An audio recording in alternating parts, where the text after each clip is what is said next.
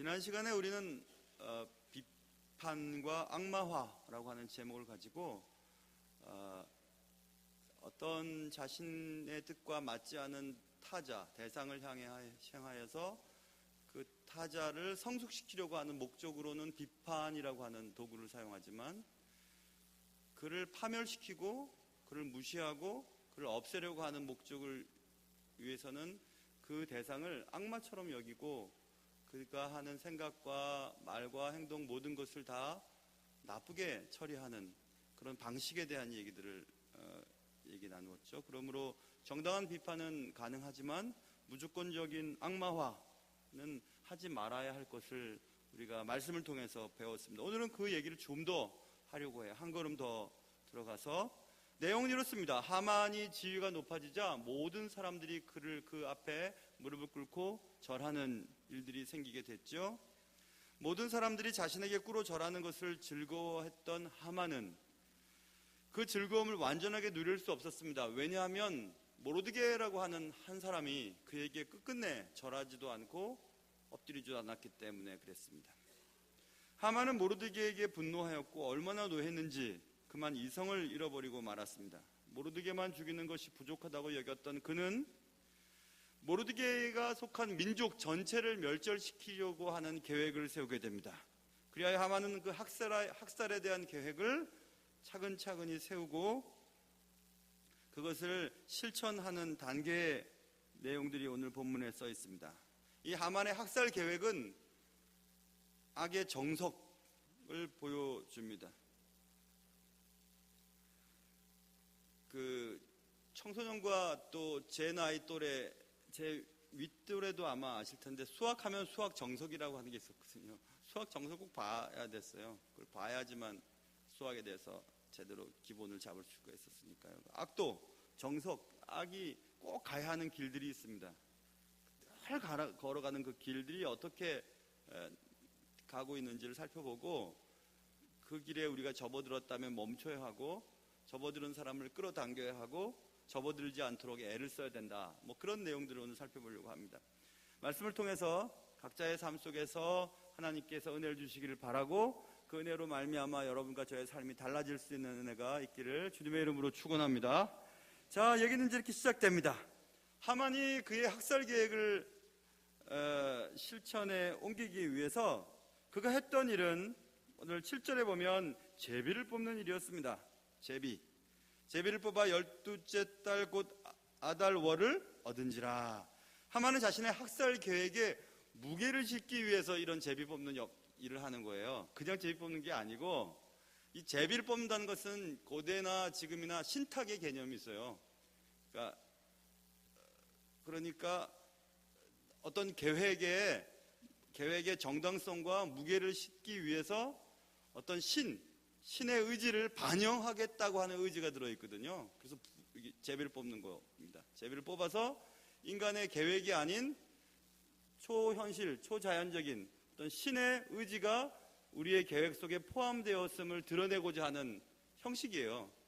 그런데 이 하만의 이 신탁을 빙자해서 학살의 당위성을 보장받고자 했던 이 하만의 계획은 허점이 있어요. 무슨 허점이냐 하면 보통 신탁은 우리가 어떤 일들을 시작할 때 이 일을 해야 되는지 말아야 되는지를 결정할 때 신탁을 사용하잖아요. 하나님의 뜻이지 아닌지. 그런데 지금 하만은 정해놓고 학살을 실행하기 위해서 날짜 잡기 위해서 제비를 뽑는 거예요. 근본부터 잘못된 거예요. 단지 신탁이라고 하는 방법을 사용해서 나의 학살 계획에 정당성을 그냥 부여하기 위한 도구일 뿐이지 진짜 자신들이 믿는 어떤 신의 뜻을 묻고자 하는 계획이 아니었음을 알 수 있죠. 다 결정해 놓고 언제 할까요? 이것은 그 일의 시작을 의뢰하는 태도가 아니지 않습니까?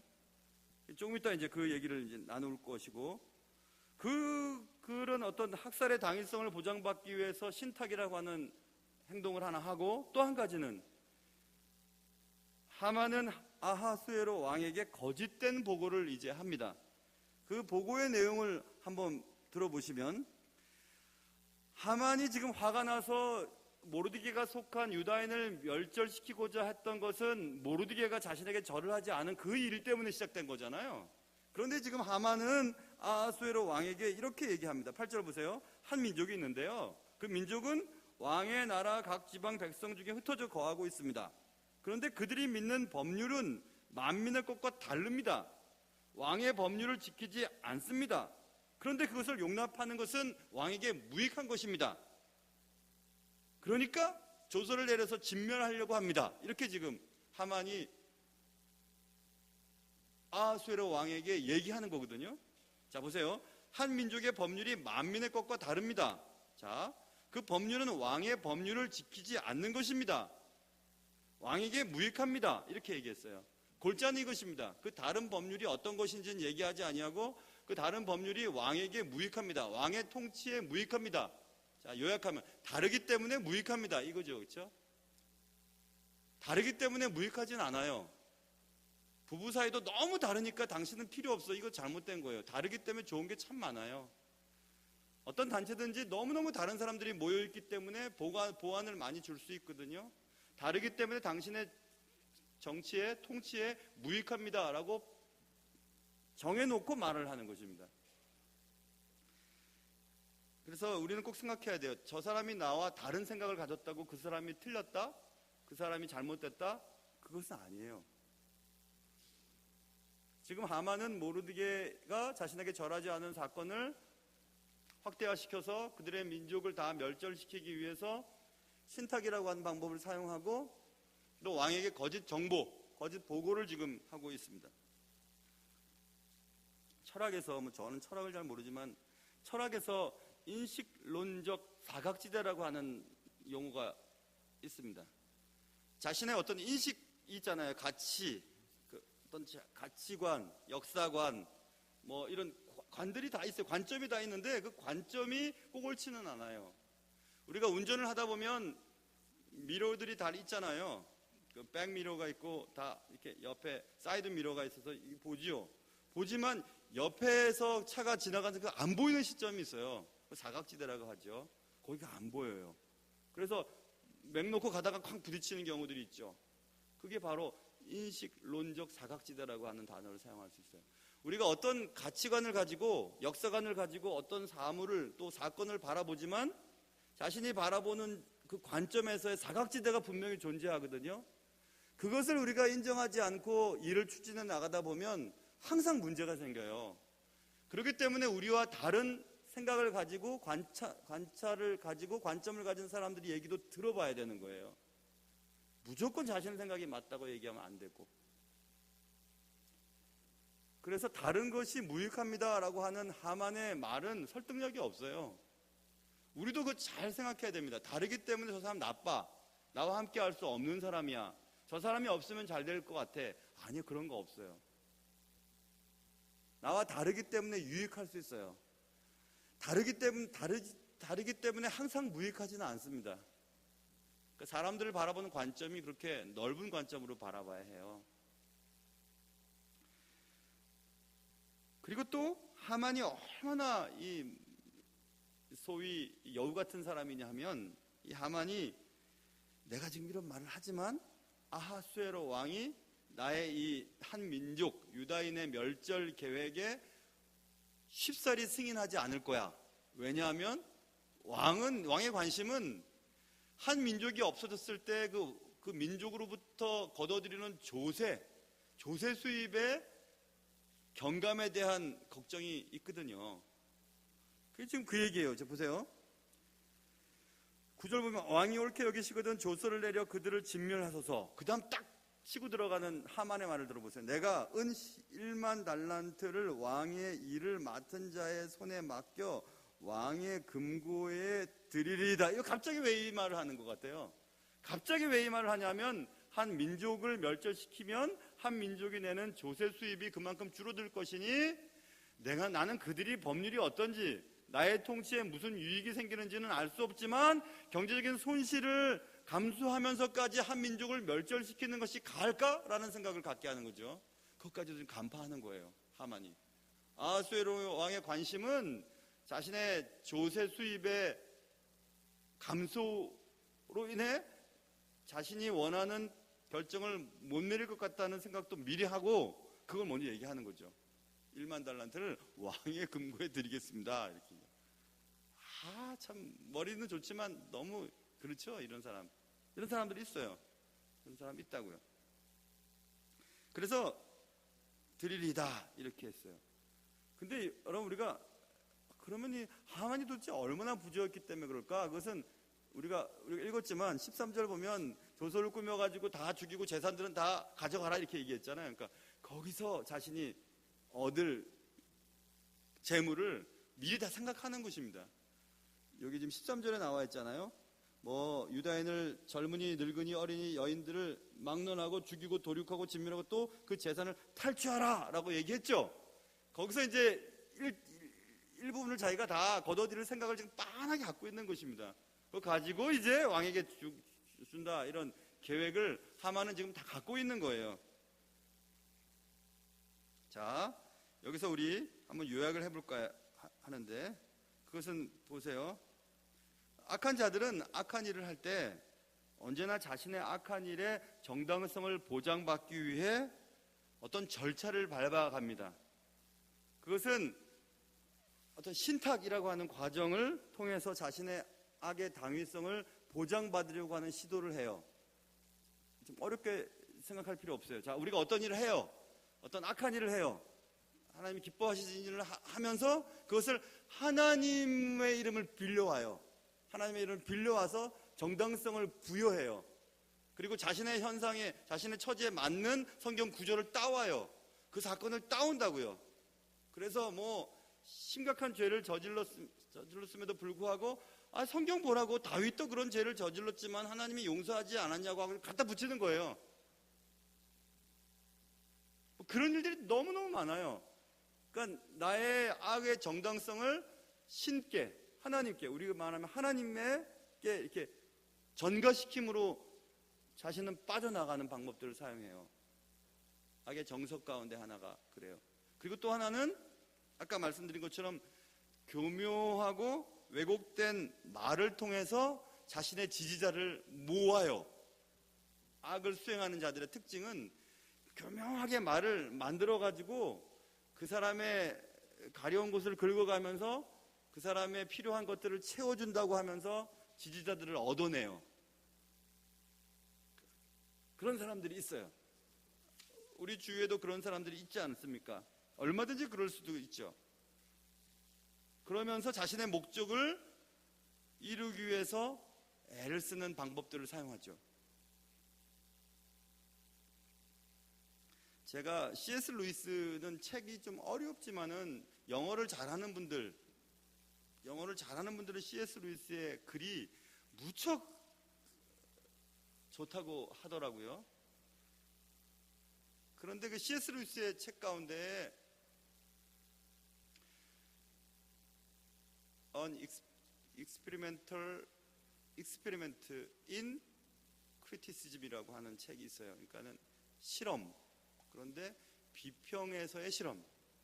한국어로 번역되어 있는 것은 문학 비평에서의 실험이라고 아마 번역이 됐던 것 같은데요. 그 책 글이 뭐 크지도 않은데 조그마한 책이에요. 문학 비평에서의 실험이라고 하는 책인데 한번 여러분 읽어보세요.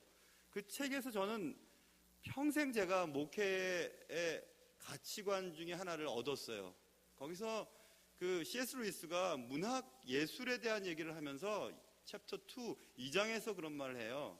음악 혹은 그림, 그것을 이제 통틀어서 예술이라고 하는, 예술을 다수의 사람들은 이용한다. 그러나 소수의 사람들은 수용한다. 이런 말을 해요. 이런 거죠. 뭐 그림을 보면서 그림이 어떻고 막 비평하고 관찰하고 막 이렇게 해서 그건 어떻고 저건 어떻고 뭐 시대적인 사전은 어떻고 뭐 이런 얘기들을 그렇게 하는 사람이 있고, 소수의 사람들은 그 쳐다보면서 그 그림이 음악이 주는 것들 그대로 받아들이는 사람이 있다. 그 부분을 제가 읽으면서 제가 평생을 제가 목회의 가치관, 목회 철학 하나를 얻어냈어요. 수년 전, 오래전 얘기예요. 그것은 이런 것입니다. 저는 이제 목회자 입장에서 볼 때 목회자도 두 부류가 있어요. 성경을 사용하거나 이용하는 사람이 있고, 성경을 수용하는 사람이 있어요. 자, 보세요. 복음의 사기꾼들은 말씀을 사용해서 자신의 뜻을 이루어가요. 말씀을 이용해서 자신이 하고 싶은 말을 해내요. 그러나 복음의 신실한 종들은 말씀이 얘기하는 것을 수용해요. 그리고 전해요. 다른 것입니다. 굉장히 다른 거예요. 성경을 사용하는 자와 성경을 수용하는 자가 다르거든요. 신앙도 마찬가지예요, 여러분. 우리가 계획하고 목적하는 것을 이루기 위해서 하나님을 끌어다 당겨요. 하나님을 이용해요. 사용해요. 신앙도 하나님 자신의 목적을 이루기 위해서 자신의 자기 만족을 위해서 신앙까지도 사용해요. 끌어당겨요. 교회를 다니면 나의 신분이 올라가고 지위가 올라가고 사회에서는 존경받지 못했지만 교회 내에서는 이 정도의 위치가 있으니까 존경받고 인사받고 그것을 자기가 끌어당기는 거예요. 하나님을 자신의 삶에 끌어당기는 거죠. 그 사기꾼들이에요. 하나님을 이용하고 하나님을 사용하는 자는 하나님 앞에서는 사기꾼이죠. 하나님이 내게 무슨 말씀을 하시고 하나님이 나에게 뭘 원하시는지 그대로 받고 그대로 사는 사람들이 하나님의 사람들이죠. 저는 이 하만의 이 신탁의 과정들을 보면서 그런 생각을 해봤어요. 하만은 자신이 하고 싶은 일을 정해놓고 제비를 뽑읍시다. 뽑을 때 그는 해야 되는지 말아야 되는지를 뽑아야 되는데 하기로 결정해놓고 아니 무슨 달이 뽑히든지 자신이 할 일을 1월 달에 하면 어떻고 2월 달에 하면 어떻고 그건 상관이 없어요. 그게 무슨 신탁이에요. 그게 무슨 그걸 하나님의 뜻에 맡긴다는 것이죠. 다 정해놓고 우리 삶도 그렇지 않아요? 다 정해놓고 하나님이 내 삶을 인도해 주시도록 엄청나게 기도를 해요. 다 정해놓고 다 정해놨어요. 우리는 이렇게 살아야 돼 저렇게 살아야지 이렇게 말해야 돼 다 정해놓고 하나님의 뜻이 어디든지 물어봐요. 기도해요. 그런 게 어디 있어요 세상에. 하나님께 그대로 내려놓고 하나님이 말씀하시고 내 마음밭에 그냥 백지 상태에서 내게 자유롭게 쓰시도록 내어드려야 되는데 그렇게 하지 않아요. 그러니까는 신앙을 가졌다고 하면서 사기꾼들이 많은 거예요. 신앙의 사기꾼, 복음의 사기꾼 많이 있죠. 말씀의 사기꾼도 마찬가지입니다. 말씀을 사용하고 이용하면 사기꾼 되는 거죠. 말씀이 말하는 것을 그대로 받고 그러니까 말씀 공부가 얼마나 힘든지 몰라요. 여러분 말씀 한 구절을 제대로 깨닫기 위해서 얼마나 애를 쓰는지 모른다고요. 그리고 받은 말씀을 또 전하잖아요. 전하면 받아야 되는데 거기에 뭐가 또 들어있는지 무슨 또 내용이 없는지 뭐 또 속에 담긴 건 없는지 막 생각해요. 그러니 이것도 안 되고 저것도 안 되는 거예요. 여러분 잘 보셔야 돼요. 말씀 전하는 자가 말씀을 사용하는지 말씀을 수용해서 말하고 있는지 전해야 되죠. 이해해야 되죠.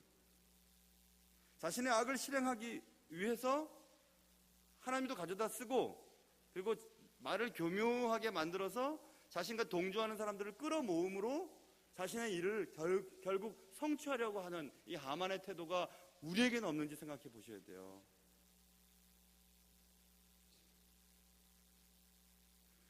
악은 악이에요. 포장해도 악이에요. 악은 어떠한 정당한 이유를 갖다 붙여도 악이에요. 악은 언제나 악이에요. 내게 유익이 있다고 악한 일에 쉽게 동조하는 아하수에로 왕도 악한 자예요. 자신이 객관적인 사실을 파악하지도 않은 채 그 법률이 어떤 법률인지 그 법률이 나의 통치에 어떤 무익한 행동을 하는지 조차 생각하지 아니하고 자신의 재산상의 손해가 나지만 않으면 괜찮은 거예요. 그러니 막 결정을 내려버리는 거죠. 악한 일을 꾀하는 자도 나쁜 거고 악한 일에 동조하는 자도 나쁜 거예요. 그러니까 여러분 확인되지 않고 또 자신도 잘 모르고 또 자기가 관여되지 않은 일은 듣지도 말고 동조하지도 않으셔야 돼요. 교회에서 제일 문제가 뭐냐면 말 문제 아닙니까? 말 문제잖아요. 누가 그랬다 누가 저랬다 하면서 막 세력을 형성해서 막 움직이는 거 아니에요? 그런 거 안 돼요. 누군가 내게 어떤 사람에 대한 나쁜 말을 하면 듣지 마세요. 들으시면 안 돼요. 이단들이 제일 잘하는 게 그거예요. 교회 침투해서 열심히 일하다가 어느 때가 되면 뭐 교회 장로님이 어떻고 목사님이 어떻고 뭐 저 교회 뭐 어디가 어떻고 하면 자꾸 얘기를 하면서 상처받은 자들을 끌어모으죠. 악으로 향해 나아가죠. 그러다 하나님의 뜻도 막 갖다 대요. 성경에도 기가 막힌 말씀들을 막 성경의 모든 구절들은 문학적 또 역사적, 문맥적, 언어적 연구를 통해서 그 뜻을 발견해내야 되는데 한 구절만 따서 그냥 외우고 줄줄줄줄 외우고 여기다 갖다 붙여 저기다 붙여가지고 자신의 뜻을 관철하려고 하는 것이 이단 아니겠습니까? 거기 잘 넘어가요. 일단은 우리가 성경에 대해서 나는 아무것도 모른다 이런 시작을 가지고 말씀도 듣고 교회 생활도 해야 돼요. 내가 평생 교회 다닌 지가 몇 년인데 내가 어릴 때부터 교회 다니고 못해서 다녔다 그러면서 성경을 다 아는 것처럼 해서 비평하고 판단하고 평가하고 자기 멋대로 적용하면 안 되는 것입니다. 수십 년 동안 성경을 연구해도 성경 말씀에 대한 뜻을 잘 몰라요. 한참을 지나서 또 다른 연구가 나오면 그때 얘기했던 그 문맥적 또 문학적 또 언어적 해석이 잘못되었구나라는 것을 깨달은 경우들이 많이 있거든요. 그러니까 우리는 예배 드릴 때 말씀 앞에서 항상 나는 아무것도 몰라 지금 처음 듣는 소리야 이런 마음으로 말씀을 받아야 돼요. 꼭 그렇게 하셔야 돼요. 꼭 그렇게 하지 않으면 말씀을 사용하고 이용해서 내가 원하는 것을 향해 막 달려나가요. 악의 정석이죠. 악한 자들은 항상 그래요. 자행자지하고 악한 일을 꾀하고 또 혹은 침묵으로 동조하는 자들을 끌어모아서 결국 한 무더기로 넘어가 버리는 일들이 너무 많기 때문에 그렇습니다. 그게 오늘 본문 지금 처음 우리가 다룬 제비를 뽑아 12째 달 곧 아다로를 얻은지라 라고 하는 그 구절 행간 속에 담긴 의미들입니다. 그래서 이제 아하수에로 왕이 희한한 얘기를 해요. 자 보세요. 10절에서 왕이 반지를 꺼내서 이제 인정을 하는 겁니다. 그렇게 하라고. 그리고 희한한 말을 하는데 11절 보세요. 뭐라고 얘기하냐면 그 은을 내게 주고 그 백성도 그리하노니 너의 소견에 좋을 대로 행하라. 아하수에로 왕이 나한테 줄 필요 없어. 그냥 너 가져. 나한테 줄 필요 없어. 그리고 네가 원하는 대로 해라. 이렇게 얘기를 해요. 되게 멋져 보여요. 아하수에로 왕이. 진짜 그렇게 의도를 가지고 했는지 말하다 보니까 멋있게 말하려고 그렇게 얘기를 했는지 모르겠어요. 그러나 아하수에로 왕이 지금 이렇게 얘기를 해요. 분명히 얘기를 했죠. 자신의 결정에 차원이 매우 높은 발언을 합니다. 은을 내게 주고 네 백성도 그 백성도 그렇게 해라. 그런데 하만은 그것까지 예상했을지도 몰라요. 자 보세요. 먼저 은 문제를 얘기를 하고 은을 당신의 창고에 드리겠습니다라고 먼저 얘기를 꺼내는 거예요. 먼저. 그런데 왕의 입장에서는 그 말을 들었을 때 그래라. 그러면 내가 걱정 안 되니까 도장을 찍어주지. 그렇게 할 왕은 어리석은 왕이죠. 하만이 한 민족이 당신의 법률을 어기고 당신의 통치에 무익합니다. 그래? 근데 말이야 그 민족을 다 멸절시키면 조세 수입이 줄어들지 않겠어? 그 문제는 어떻게 하겠니? 라고 물어봤을 때 하만이 그 문제는요 이렇게 하겠습니다. 그게 아니고 하만이 먼저 얘기한 거예요. 먼저 얘기를 했을 때 그래도 제국의 통치자인 아하수에로 왕이 그걸 그대로 넙죽 받은 게 웃기잖아요. 얼마나 웃겨요 그거. 그렇죠? 다민족 사회였던 거기에 제국의 통치자인데 그러니까 은 필요 없어. 네 말대로 해라. 얼마나 하만이 머리를 쓰는지 몰라요. 아하수에로 왕이 전후 사정 살펴보지 않고 하만의 제의에 그냥 넘어가 버리는 거죠. 아주 이런 사람들도 있습니다. 자신은 뒤에 딱 있고 남들 다 시키는 거예요. 남들 다 말하게 하고 다 행동하게 하고 자신은 뒤에서 미소 짓고 있는 이런 사람들이 있어요. 하만이 그랬어요.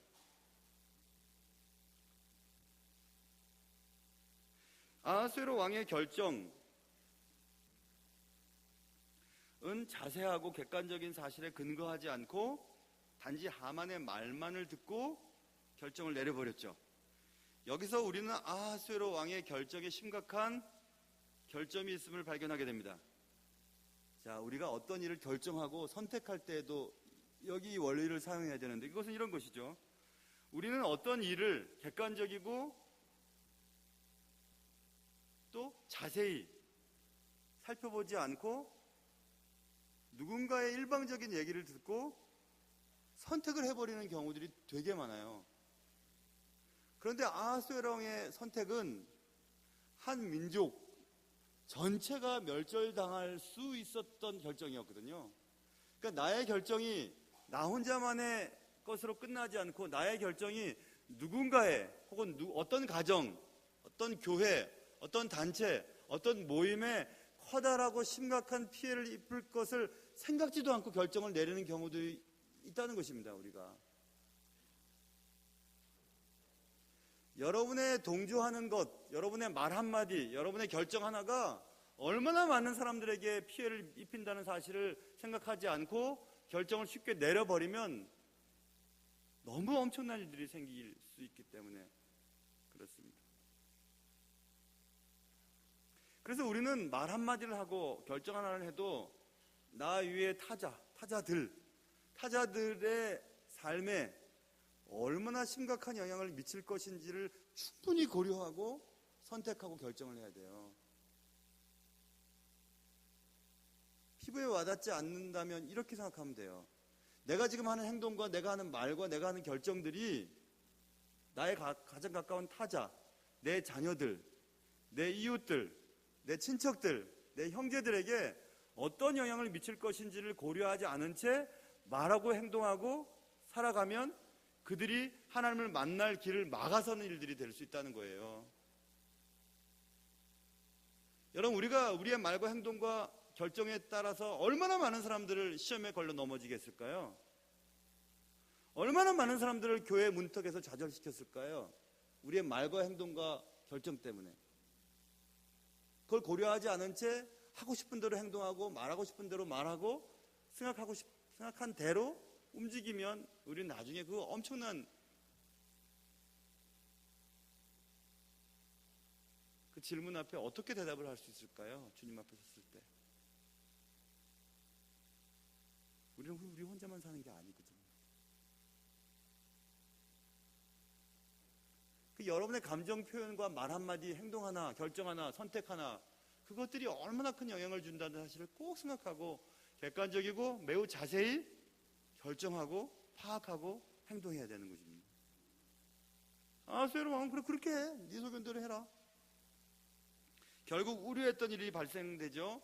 모르드게만 죽이는 것으로는 부족했던 하만은 모르드게가 속한 유대인 전체를 멸절시키고자 하는 계획을 세웠고 그 학살 계획을 승인받기 위해서 신탁이라고 하는 방법을 사용하고 아하수에로 왕에게 거짓되고 왜곡된 정보를 전달함으로 결국 승인을 받게 하죠. 그래서 보세요. 그 조서를 보시면 모든 유다인들을 젊은이, 늙은이, 어린이, 여인들을 막론하고 막 가는 거죠. 항상 그래요. 악한 일은 좌우 사정도 보지 않고 다른 사람의 생각들은 생각하지도 않아요.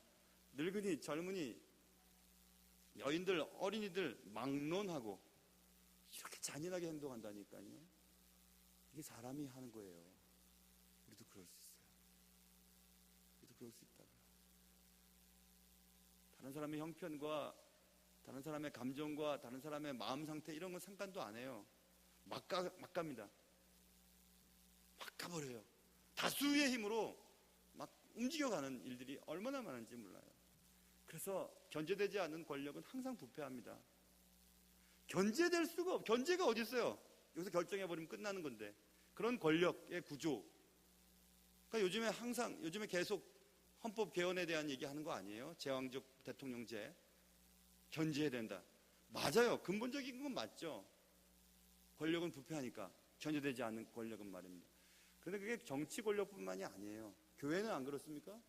교회는 안 그런가요? 여러분의 삶은 안 그런가요? 여러분의 직장의 형편은 안 그렇습니까?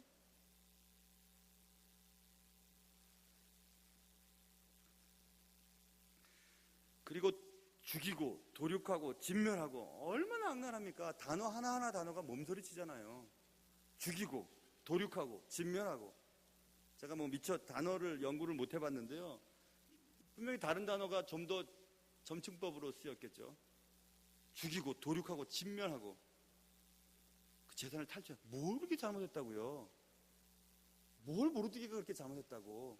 모르드게뿐만 아니라 모르드게에 속한 모든 모르드게가 속한 모든 민족의 늙은이, 젊은이, 여인들, 어린애들 다 그렇게 죽이고 도륙하고 진멸할 필요가 뭐가 있어요? 그게 악이에요, 여러분.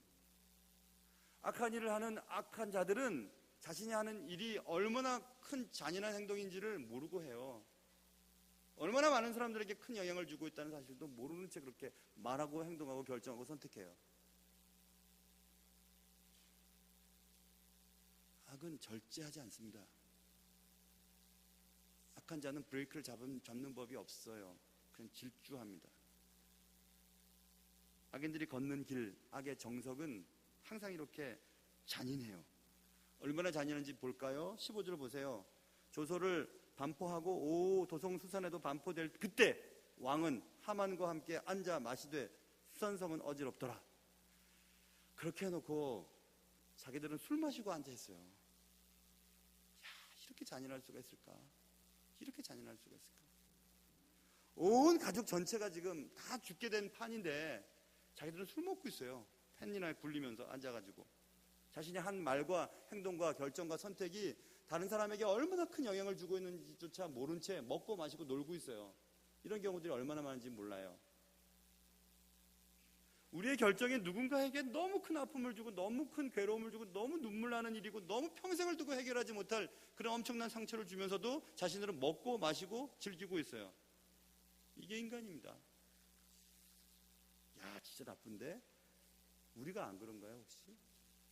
혹시 우리는 안 그런가요? 어떤 교회는 막 그냥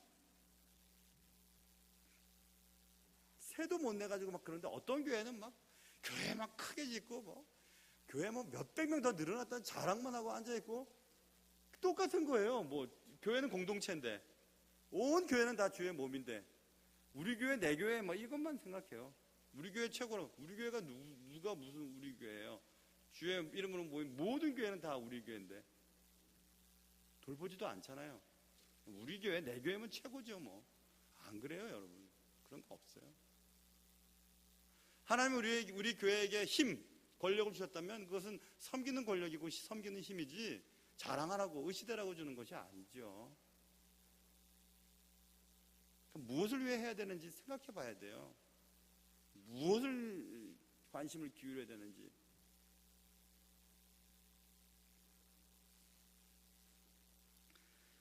이처럼 악은 사람의 양심을 마비시키는 쪽으로 걸어가요. 그게 악의 정석이에요. 악은 항상 양심이 마비돼요.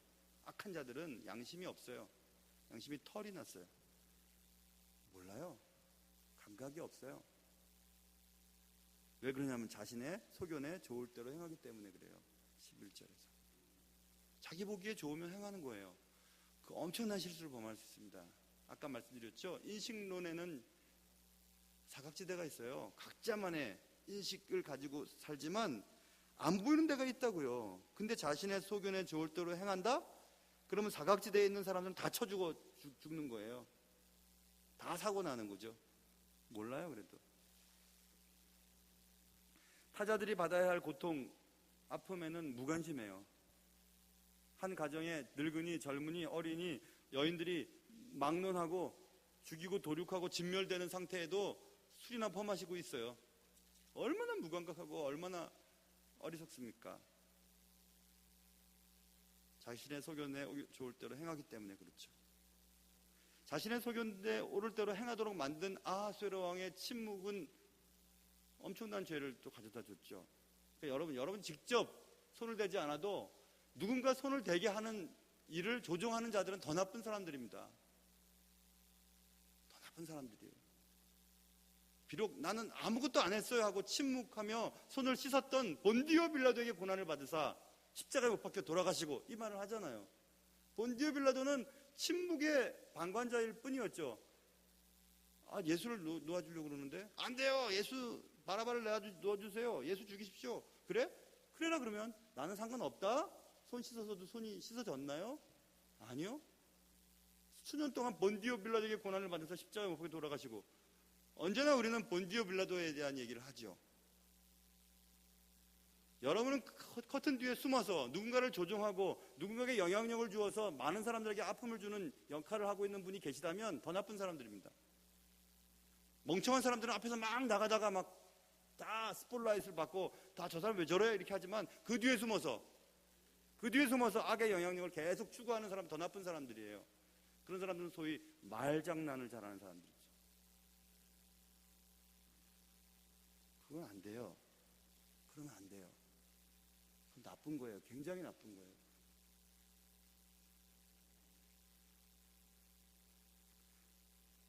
이상을 통해서 우리는 악이 늘상 걸어가는 길을 살펴보았죠. 악의 정석들.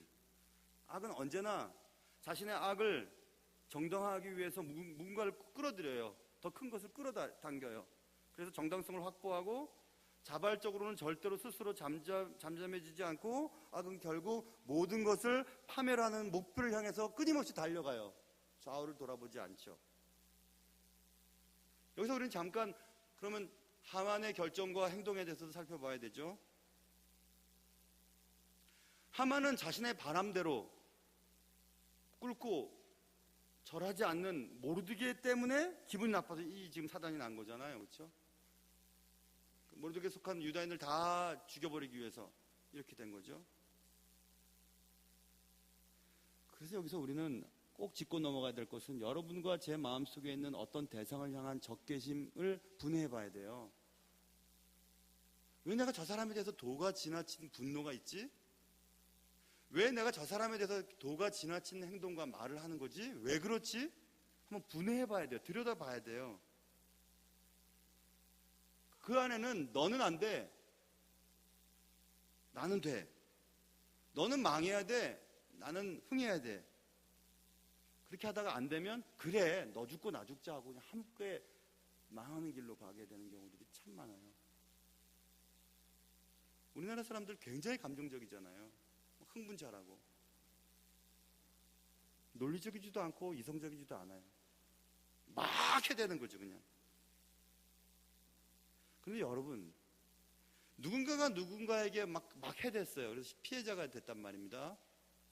내가 지금 피해자예요. 여러분 내가 지금 피해자예요. 그래서 이제 나한테 가해를 행한 사람에게 안갚음 해줘야지 하고 기다리고 있다가 어떤 방식으로든지 그 나에게 가해를 입힌 자를 또다시 공격을 해야 되기 시작해요. 공격했어요. 그러면 이제 그때로부터 피해자였던 나는 가해자가 돼버리는 거예요. 가해자였던 그는 또다시 피해자가 되고, 그러면 가해자였던 자가 피해자가 되면서부터는 다시 또 내게 가해를 입힌 자를 공격하기를 노리죠. 그게 바로 복수의 순환골이 아니에요? 그래서 주님이 너를 저주하는 자에게 축복해라. 그래야 끊어지는 거예요. 복수한다고 끊어지는 게 아니거든요. 그러니까 예수님께서 원수 사랑하라 그런 거잖아요. 원수를 사랑해야지 해결되니까. 원수 사랑해라. 서로 사랑해라. 사랑해야 너희가 세상에서 너희가 내 제자인 줄 세상이 알게 된다. 이렇게 말하지 않습니까? 교회 꼬박꼬박 다니면 너희가 내 제자인 줄 아냐? 그것도 아니고 헌금 잘 내면은 세상이 너를 내 제자인 줄 알게 될 거야. 그렇게 말씀하시지도 않았어요. 성경 말씀을 많이 한다고 너희가 내 제자인지 세상이 알아주냐? 그것도 아니에요. 사랑을 하면 알아준대요, 세상이. 근데 교회에 사랑이 없으면 세상은 안 알아줘요. 그러니까 기독교라고 안 하고 개독교라고 하는 거잖아요, 세상 사람들이. 이 개독교들이라고 하잖아요. 니네 도대체 뭐하냐? 니네들이 세상에 사랑을 말하면서, 용서를 말하면서, 희생을 말하면서, 헌신을 말하면서 니들은 뭐하냐? 똑같이 먹고 똑같이 똑같이 마시고 똑같이 잘 살라고 하는 게 관심 아니야? 교회 나가서 하나님 앞에 기도하는 게 뭐야? 네 자녀들 좋은 학교 들어가는 그 목적 아니야? 돈 잘 벌게 하는 거 목적 아니야? 승진되기 위해서 기도하는 거 아니야? 그것도 저것도 안 되면 교회에서 뭐 직분 못 됐다고 막 들어앉아 있고 하는 거, 그게 무슨 교회고 믿음이에요? 그건 사랑도 아니고 믿음도 아니고 신앙도 아닙니다. 하나님을 나의 욕심에 끌어당기는, 성경을 사용하고 이용하려고 하는 못된 종교인 뿐이에요. 신앙인 아니에요. 하나님이 우리에게 요구하시는 건 사랑이잖아요. 그것도 못하면서 무슨 서로 사랑한다고 말을 하겠어요. 형제자매라고 말하겠어요. 복수의 순환고리 속에서 맴돌다가 주의 나라로 가면 무슨 말 할 수 있을 것 같아요? 주님 앞에서.